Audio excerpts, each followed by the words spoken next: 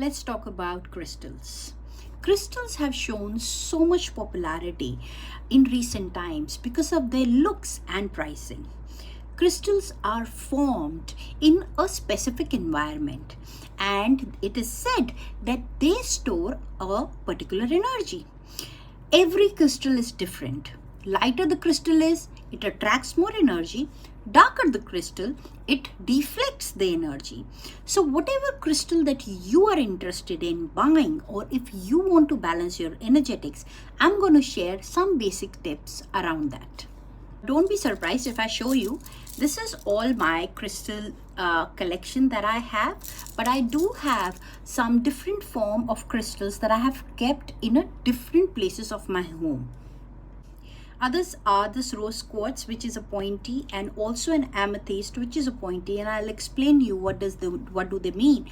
I also have some river rocks, which is painted by my son, and I often go to the river and just pick them.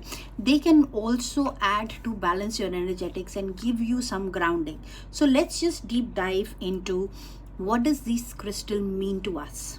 So every crystal has a different energetic. So if you are looking to balance your chakras or use them in meditation or even to use them as a decor, they can play a significant role. Their pricing is such that you can buy it for $10 and go up to like thousands of bucks. So it completely dependent on how much do you want to invest in and how big and beautiful or how much of design do you want. But if you talk about the potency, like in a precious stones, we generally say the higher the price, the potency is high. In crystal, the $10 crystal will also give you the same effect as much as the $1,000 crystal. But it also depends how do you use them and for what chakra are you trying to use them. So let's talk about how do I include crystals in my day-to-day. This video is only for your reference, and you can use the information shared here for your own benefit and see what seems right for you. Now I have this a snake ring, which is actually a garnet, and I picked it up from India. Now it's a crystal but in a formation of a snake, and we all know that snake depicts Kundalini, which is actually on the Mooladhara or the root chakra or the first chakra. Kundalini is the source of energy and it is represented in a form of a snake. So combining a red crystal along with the shape of a snake gives me an immense power to empower my root chakra, and I put it in my middle finger. There is no specific finger that you would want to put it in, but depending on what whatever your preference is and whatever you called upon. Now for first chakra, you can go for anything which is red, which is red jasper, garnet. Some people also go for ruby here. Now the darker the stone is, it deflects the energy. The lighter the stone is, it enhances the energy. For the second chakra, it is about the sacral chakra, and it's all about your moonstone, your orange celite, or anything which is orange in color. I don't have any of that with me because I'm never drawn to wearing an orange color crystal. Third is about solar plexus, and you can wear a citrine. I do have a citrine ring, which is this. See, now I wear it in my forefinger. Citrine really helps you to manage your project, your day-to-day, your self-awareness and understanding your space in any environment. So whenever I am at work, or if I have to present something, or if I am going to meet someone important and I know that I need to keep my feet on the ground, at the same time I want to know who I am and my personal space and my personal power, I use citrine. Citrine is also said to attract money because it is yellow. Whenever I say yellow, yellow also means about knowledge. So if you want to learn something and you are trying to get an admission or do a certification, and if you are getting stuck, try citrine. It will help you. Yellow is related to knowledge and learning as well. So go with citrine. Heart chakra, generally people say that, you know, it's all about pink, but I would say that it's also about green. So you can use, I have this pink one, rose quartz, and one of my friends, she gave me these crystals. They are green and they have a citrine. So it's a green garnet and citrine in it. So it's a combination. So you can use any of these for your heart.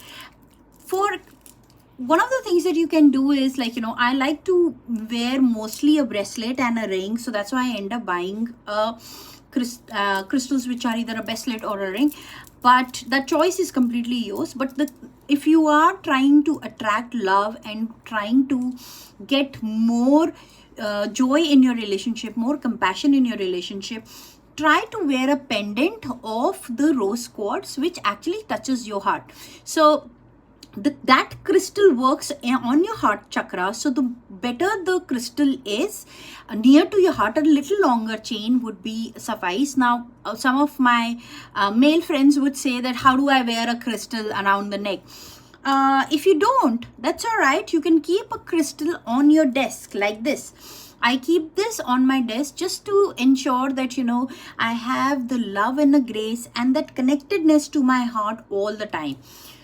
We'll talk about the shape in some time. So for heart, you can do rose quartz, you can do ruby, you can do anything which is green also, which is jade. You can do green garnet. So anything which is green and pink is absolutely wonderful for the heart. Now moving on to your throat, and which is all about aquamarine. I love aquamarine and lapis. Lapis, I think I did have. Anyways, so in aquamarine, see, I have a pendant of aquamarine. I use aquamarine when I know that I'm not confident in my communication. At times for making videos also, I end up wearing an aquamarine bracelet.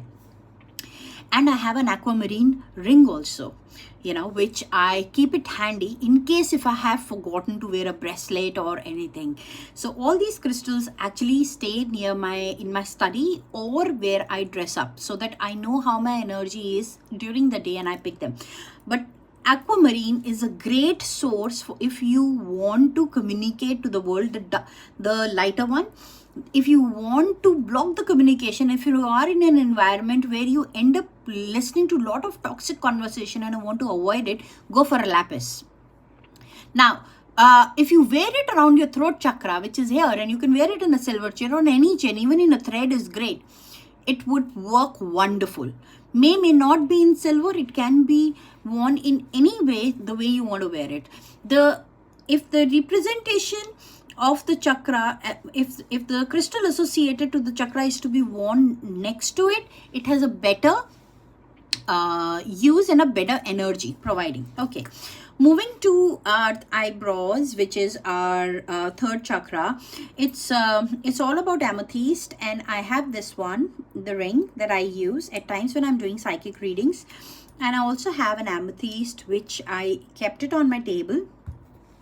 The pointy heads actually say that, you know, it attracts the energy and bring it down. So that's why the pointy heads. Then there are a lot of different shapes that you can do. You can Google about the different shapes if you are looking for a particular or a specific purpose. The other important crystal that I have and I can show you is this one, which is black obsidian. This is very, very important for most of the people whenever they are you know, in going out in a negative environment, or they're meeting someone who is just negative, and you know, they think that they need to protect their energy. If you are an energy healer and working with a lot of clients, you might need an obsidian, or I always go for obsidian. A lot of people also wear onyx, but ensure that, you know, you wear something which is black.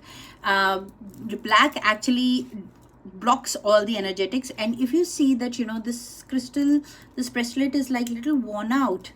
The reason is that more I use it, the more worn out it is. And it is said that, you know, once the crystal has absorbed enough energy and served enough purpose, you will either lose it or it will break.